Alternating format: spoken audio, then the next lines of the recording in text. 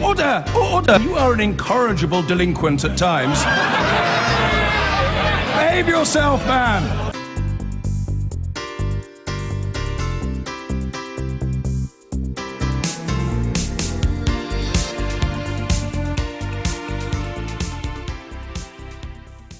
Let's turn now to an elder statesman of the Labour Party. He's a bit fresh-faced as well, though. Alan Johnson, and he's leading the Labour In for Britain group. He's in Hull. Alan Johnson, welcome to the programme. Your side of the argument stresses the risks and the uncertainties of leaving the EU. Do you accept that there are risks and uncertainties in staying? No, not in the sense that Michael Howard was suggesting. I thought what Michael said was actually wrong. Michael said he could guarantee that we wouldn't be contributing to the European Union. He could guarantee that there wouldn't be free movement. Of course he can't, because if we take the Norway option, which many of the Leave side promote, then we would indeed be paying in. Norway's the 10th biggest contributor. They're not part of the EU. They obey all the EU rules. And they have free movement. And but why would we have to follow what Norway does? Norway's a small economy. We're the second largest economy in Europe. Yeah, but I'm just saying that if there's our other options, the Swiss option, once again. So Michael can't guarantee that. The simple fact is, we are a strong economy. We are the 5th biggest economy in the country. We were the 4th, incidentally, when we were in government. But people say that on the Leave side, but they don't equate it at all with 41 years of membership of the EU. Well, part of that economic strength, I'm in Hull, where Siemens are making their biggest investment anywhere in the world. Billions of pounds, 1,000 jobs immediately. Well, why wouldn't they do that if we left the EU? That they're there to build wind turbines for offshore Britain. Why wouldn't they be there? It would have been Bremerhaven, or it would have been Edgeburg. It was fierce competition. If you take us outside the European Union... But they're building for Britain. They're building stuff for Britain. Why wouldn't they do it here? Because if you take Britain outside the European Union, you have all kinds of uncertainties and all kinds of possible barriers. The Society of Motor Manufacturers point out that whilst their sales to China have declined, their sales to Russia have declined, their sales to Europe are up by 10%. That's because we pay no tariffs to export into Europe. So there's all of these arguments about the economy. But the other point I just wanted to mention, Andrew, is that Michael was part of a government that opted out of something called the social chapter, basic protection for workers. So in this huge market, biggest commercial market, bigger than China, bigger than America, there are protections for workers. Michael opted out of it, out of those, and I believe that him and many others think that that's good not to have those protections. Right. We opted back in. So for us, those protections for workers, to avoid this country becoming a kind of race to the bottom, anything goes kind of free market experiment, are very important. Yeah, but hold on. Why couldn't a British government, why wouldn't a British government outside the EU replicate these rights if it was so minded? What would be to stop us from doing that if a government got the democratic will of the British people? The first point is, as I've explained, a British government chose not to do that. But that was an elected British government. Was part of. The British government that we were part of opted into those arrangements. But there's nothing there's nothing to suggest in the history of the Conservative government that if we left the EU, that they would opt into all this. No, but that would be a matter for the British people to choose whether they wanted that government. I mean, surely if we left the EU at the next election, Labour would promise 4 weeks paid leave, rights for part-time workers, paid maternity and paternity leave at the next election. And if that's what the British people want, they'll vote for you. Yeah, but the people who want us to leave, the argument I'm making to you, Andrew, is the people who want us to leave consider all that to be red tape. They consider all of that to be bureaucracy. We believe that in that kind of market, that there has to be protection for consumers, for the environment, and for workers. And that's an important part of what Europe gives us. But non-EU countries, Norway, Iceland, New Zealand, Australia, Canada, they all score very highly, even on the Trade Union Global Workers' Rights Index.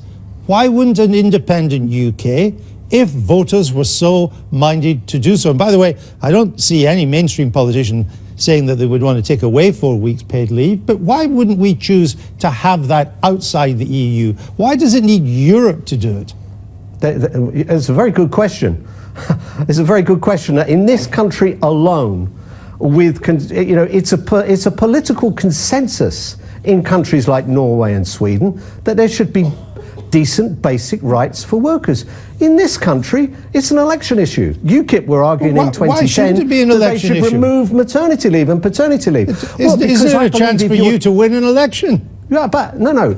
I believe if you're trading into this huge market and you've got all those opportunities to trade, then one aspect of that must be that you don't undercut each other on the basis of poor terms and conditions. I believe that's an essential part of being in Europe, and that's why it's an important part of our campaign to maintain those rights and protections. Let me move on to immigration, because people are worried about the scale of immigration.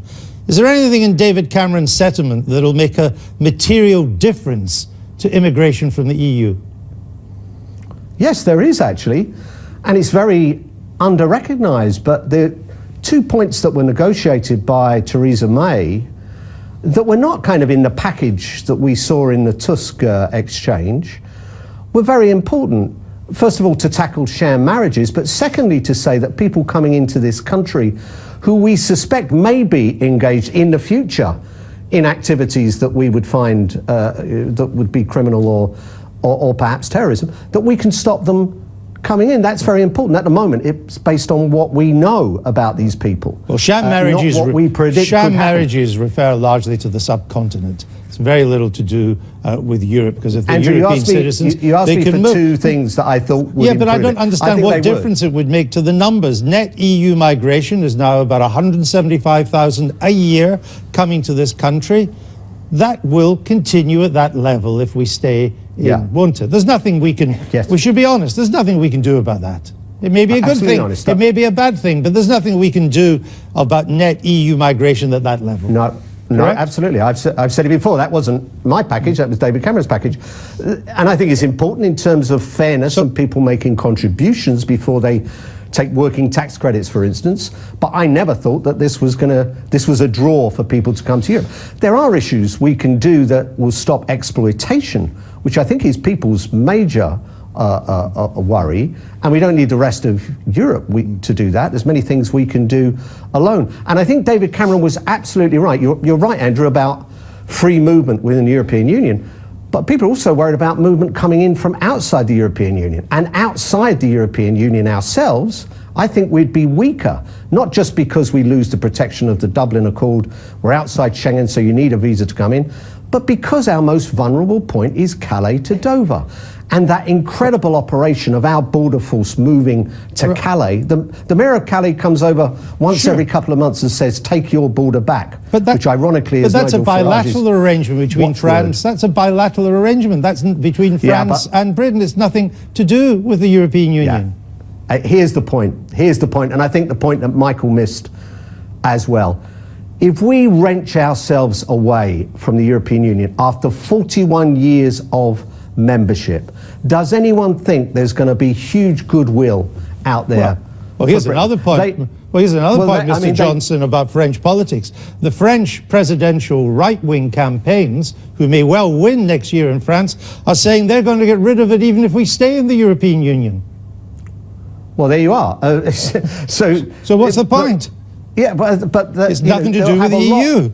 They'll have a lot, but I mean, I don't think anyone doubts that if we wrenched ourselves away, it would seriously bring into jeopardy that arrangement. And that's, as I say, our most vulnerable entry. Jeremy Corbyn would be worse off outside the European Union. Jeremy Corbyn believes that we shouldn't look upon immigration as a problem. Do you agree with that in the context of this debate about Europe? Only in the sense that it's not the driving force. People don't come here. They come here to work, by and large. They don't come here to claim benefits. And so in that respect, I do. But I think, as Jeremy accepts, the exploitation that comes with that that we see needs to be addressed. So just to be clear, the scale doesn't change. The scale of immigration, if we stay in the EU, does not change. Might do. It might do. I'll tell you why it might do. I was Home Secretary before Theresa May. I was her predecessor. And the net migration figure was around 165,000, very low. I'll tell you why, because we've just gone through the collapse of Lehman Brothers and the economy was doing badly. If we come out of the EU and we are in such a parlous state as far as our economy is concerned, that might stop people wanting to come here. Right, okay. You said we've got the best lyrics, meaning your side, but we're still struggling to put them to a tune. Why can't you find the right tune? Well, I think what I meant by that is, you know, for the Leave side, they've got these kind of simplistic, let's regain our borders, let's regain our sovereignty. And it's quite a complex argument to say, actually, you know, we have got the best of both worlds now. And yes, we do pull some sovereignty into Europe, but that gives us influence over 27 other member states and gives us it gives us a louder voice and a more powerful voice in the rest of the world. It's not quite a tune, but we'll give you a time. You love your music, so we'll give you time to find a tune until we meet again. Alan Johnson, thank you. Thanks, Andrew.